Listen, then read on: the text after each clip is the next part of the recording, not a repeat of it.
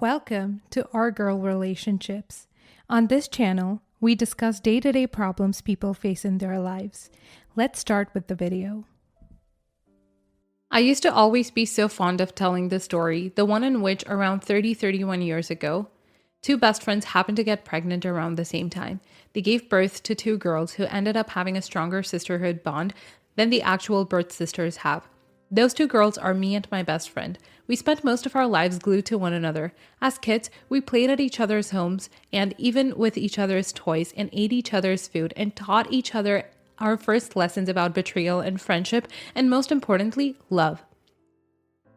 We went to school together and spent every passing minute of every single day together, hanging out around the same friend groups and participating in roughly the same activities. This just goes to say that we were genuinely inseparable until the point when college came along and distance was inevitably going to separate us. During college, it was the first time that we spent anything remotely close to longer than a day apart from each other.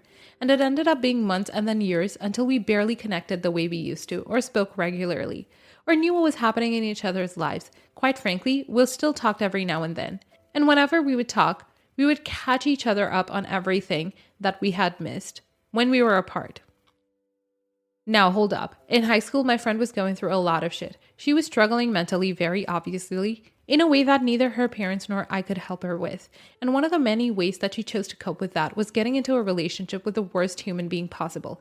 He was not only 9 years older than her, but he was also an alcoholic and the most wholesome version of a thug. He would steal her mother's money, yell at her in front of her friends, and most disgustingly, he would go to the extent of slapping her, even in front of people. I tried advising her or forcing or manipulating her out of that relationship, but it seemed that nothing I was doing was going through her. She was convinced that he was the love of her life and that it was a relationship that she needed to make work, no matter what the cost was, even if the cost was our friendship. At a point in which she was willing to insult me and steal from me and insult my mother, I stopped advising her but stayed within her proximity in case she still wanted to reach out for help. Whatever my teenage mind could muster about what a good friend is supposed to be like was what I was trying to do to her. She was very obviously unresponsive and not going to change the situation anytime soon. Fine. Fast forward to my college days. I ended up running into someone that I was dating roughly around the same time. My best friend was going through her toxic phase. This ex told me that during the peak of her demise, she and him had hooked up in my house when I wasn't there, and neither one of them had come forward with the truth until many years later. He told me that he felt sorry for her and regretted it instantly after it happened and didn't want to add more problems than to her already problematic life. Considering the fact that everybody knew about her toxic relationship and how it was taking a toll on her mental health. He said that he didn't want to put her life at risk or make her suicidal by ruining pretty much the only good thing in her life, which was her relationship and friendship with me. She, on the other hand, never paused for a minute to tell me or confess to me, even though our relationship was one in which, in case something like this happened, neither one of us would shy away from coming forward with it, or at least so I thought, and that's the way it has been on my part. When I confronted her about it and told her that he had told me they basically both cheated on me and never told me, she tried dismissing my feelings by saying that it was a very long time ago and that she was going through a rough patch, which I still consider valid, but I appreciate truth more than I excuse behavior with mental instability. I once again let the situation slide without letting it jeopardize our friendship and moved on like it had never happened. I felt like I owed her that because the reason she got out of the toxic relationship was because I told her it was either me or the toxic boyfriend, and she ended up picking me. I'm not sure how that correlation came to be in my mind, but at the time I thought it was an eye for an eye kind of situation and didn't make a big deal out of it. I always saw our friendship to be so special and unique and destined to be irreplaceable. I thought nothing could ever break it down, even if something like this happened. I'm not sure I can say that I'm pleased to say this, but I think I've stumbled upon the thing that would actually put an end to our relationship. A week ago, my husband came back home at around 11 p.m. without informing me that he would be out late. He stumbled into the home barely able to walk, basically blackout drunk. I obviously couldn't ask him where he'd been, but alarms immediately went ablaze in my mind. So I went to check his pockets and found a wallet. Lo and behold, it belonged to my best friend. The reason I don't say my best friend anymore is because finding her wallet and my blackout drunk, date attire dressed husband felt like nothing short of a stab in the soul. Not just the back, and definitely more than enough to fuck up our best friendship. I immediately put two and two together and sent my husband out to sleep and sober up, then drove my ass to her house. I asked her what the hell happened. To my disappointment and not surprise, I found her extremely drunk as well. She wasn't in as terrible of a state as my husband was, but she was clearly not in her right mind. Even in that state of being, she managed to look at me in the face and tell me that it's not a big deal that she had invited my husband without me to something that resembled a date more than our actual dates did, and sent him home blackout drunk with his pockets full of her stuff. I tried giving them the benefit of the doubt and assuming that they were probably at some party and were conjoined by faith, and he offered to hold stuff for her. But seeing the dishes and plates that were on her table insinuated that they actually had dinner together at her house, just the two of them, without me, without even bothering to inform me. I'm currently at a hotel speaking to neither one of them, and I'm not sure to what extent I can allow my reaction to go. On one hand, I want to give them the benefit of the doubt and talk to them and allow them to explain themselves. And on the other hand, knowing her history and how she's lied to me before about plenty of things and hid the truth in plain sight to manipulate my emotions and perception of her makes me think that even if I asked her and my husband, they would be more likely to plot something up to keep me in the dark and uninformed of whatever is going on between them. At the end of the day, she had cheated on me with a partner before and kept it away from me for many years to come, and there's no reason for her to not do it again. You shouldn't be blindsided by your belief that this relationship is all too unique and perfect to be ruined because of her cheating on you with your partners. If she actually had appreciated and loved you as much as you love her, she wouldn't have done any of this, not cheating on the ex-boyfriend and not inviting your husband to dinner without even knowing. It seems like she's always been toxic, and just because you think this friendship is so unique and destined to end well, doesn't mean that it actually will. And you shouldn't wait for the end of the world for you to put your foot down and end whatever best friendship that's resulting in jeopardizing your marriage. I genuinely think you should trust your intuition and not be blindsided by your love and affection towards her or your husband. If your gut is telling you that they did something that they shouldn't have that night and that they certainly cheated on you, then if you don't listen to yourself, you'll be jeopardizing something that's even more important than a friendship. You'll be putting your relationship with yourself at risk, and that's genuinely the worst possible consequence of this whole situation. Next story. I, 26 female, have been with my boyfriend of 5 years. We just moved in together. Backstory. Last year, we started talking about getting married, who we would invite, where, when, and both agreed that it would be cool to get married on our anniversary, which doesn't fall on a weekend until 2023. So we say that's a good date. It gives us time to save and to live together to see if we get along well for a lifetime commitment. We've shared those thoughts with close family and friends. Also, he said that he still has 2022 to propose whenever he thinks it's best. I have a group of 4 friends, all 26 female. One of them just got engaged in early December. We're all over the moon already talking about traveling somewhere for the bachelorette party. That's why a few days ago, one of them asked me if the bride-to-be already had an estimated date for the wedding and therefore for the trip. The conversation started about her not knowing exactly when they will get married, but maybe this year or the next one. We talked about us bridesmaids having to pay for the trip, how we could save money, etc. One of them said something like, "Please don't get married in the same year," talking to me. I said late 2023, save the date. To which the bride's sister said, "We'll talk when you have the ring." To which I said, I don't depend on a thing to know when, if I will get married. I believe it's not like other times when women basically had to wait for their partner to propose in order to know if he wants to marry them or not.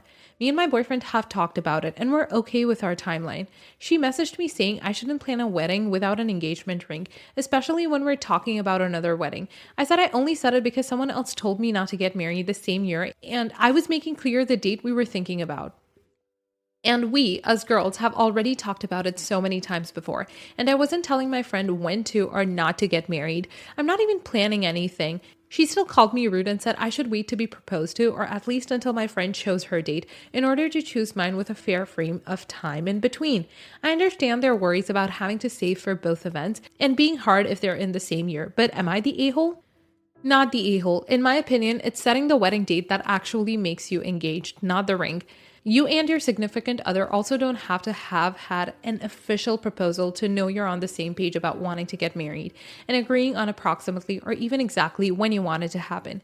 I speak from experience. I moved in with my now husband about 8 months before we got engaged, which we did.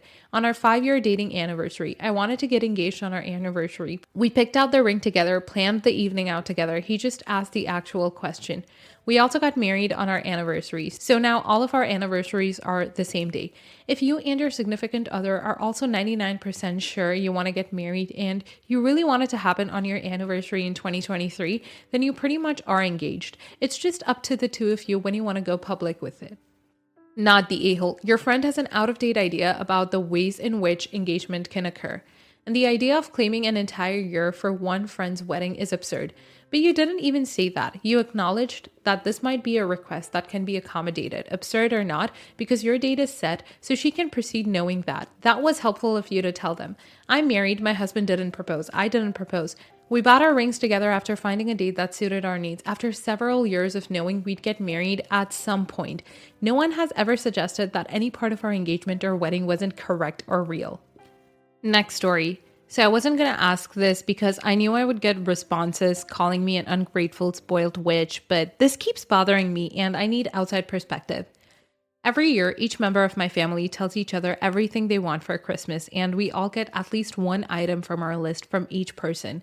A few months ago, I was starting to build my list to let my family know what I wanted for Christmas. I was immediately stopped by my mother who said, "Oh, don't worry about your list. Your brother already got you a gift that is out of this world. You're gonna love it." My response was, "I haven't told anyone what I want though. How am I gonna like it?" And my mom said, "You just will." I was upset because my brother hadn't spoken to me due to being out of state in college, so he had no idea what I wanted. As the weeks led up to Christmas, I got everyone in my family 3 items each from their list, and every time I tried to bring up that no one had asked me for my list, my mom and dad would always say, "Honey, your brother spent a lot of money, like in the thousands on your gift, so please just be grateful." So I figured, the gift must be awesome the way my parents were hyping it up, so I stayed quiet. Christmas comes and everyone opens their gifts. I get my brother the 3 items he asked for, same with my parents. When it was time for me to open my present, it was a diamond tennis bracelet.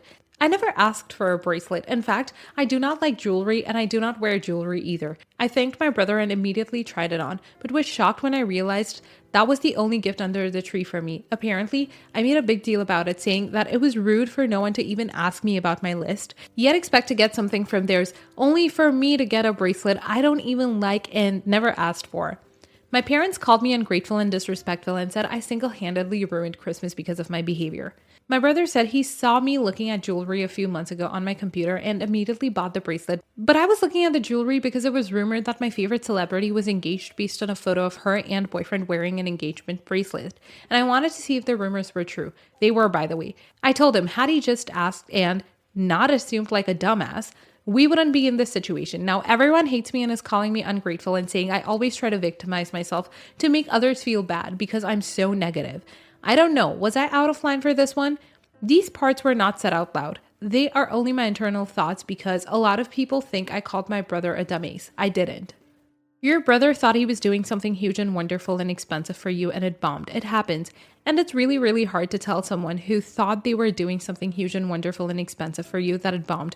It's a terrible position to be in, and honestly, I feel bad for the both of you. Your parents aren't helping. Next year, everybody sticks to the rules, right? They exist to try to avoid this very thing. You're not really in the wrong, neither is your brother really, but your parents are getting there. No a-holes here. I say not the a-hole. I know I'll get a lot of flack for this, but this whole tradition was set up to avoid this exact situation, yet other people broke away from it. Could you have possibly approached it differently? Maybe. I don't know. I wasn't there, but having this tradition and then having everyone ignore it is not fair to you. You followed it. I'm also gathering from this post that because he bought you this expensive item, everyone else decided not to buy you anything, yet you bought everyone else multiple items from their list. Like I said, not the a-hole because this tradition was set to avoid this occurring. Next story, some background. Husband and I bought a house and let sister-in-law and her husband move in because he had just lost his job and they were struggling. I'm pregnant with our first. Sister-in-law and I cook on alternate days for dinner to make things easier with one kitchen. On to the issue. My sister-in-law got home late from work yesterday, 4:30, and it was her day to cook. She's a teacher. I'm in the 3rd trimester, so I've been resting a lot. So she came home and asked me to cook, even though it's her night. I said no because it wasn't my night and I've been really tired. She got frustrated and said if I'd been resting all day, I could get the energy to cook dinner since she worked all day. I still said no. We both agreed on cooking. She went to her room and my dear husband came down and asked what happened. I said sister-in-law wasn't cooking dinner and he suggested takeout. So we start a Taco Bell order and I'm putting in mine and sister-in-law comes back down and asks what I'm doing. I say we're ordering food for us since she wasn't cooking, and she says, "Oh, can you add 6 tacos for me and brother-in-law?" I said no because fast food is expensive, and she pitched a fit. I finally said if she would pay for it since it's her night to cook anyways, then I would add it to the order. She said no, of course, and then stormed back off and got mad at me for refusing to cook or get them food. Dear husband is on my side, but did say since they were having financial issues, we could have been nice. But sister-in-law already eats things out of our pantry and doesn't always do the dishes, and we've bought them takeout once or twice before, only when it was my night to cook and I didn't plan. Sister-in-law's husband is staying out of it, so am I the a-hole in this situation? Not the a-hole. If she didn't feel like cooking, she should have picked up takeout, ordered food in, or what a concept, asked brother-in-law to take a turn. But instead, she chose to put it on you and throw a fit like a toddler when she didn't get her way. You didn't need more than one dependent baby in your house. I think it's time for the big ones to go. Not the a-hole. I've been on bed rest since my first trimester of pregnancy. I can rest for a week straight and still be too exhausted to move. Your sister-in-law needs to look at the real world. Plus, her job isn't physically draining.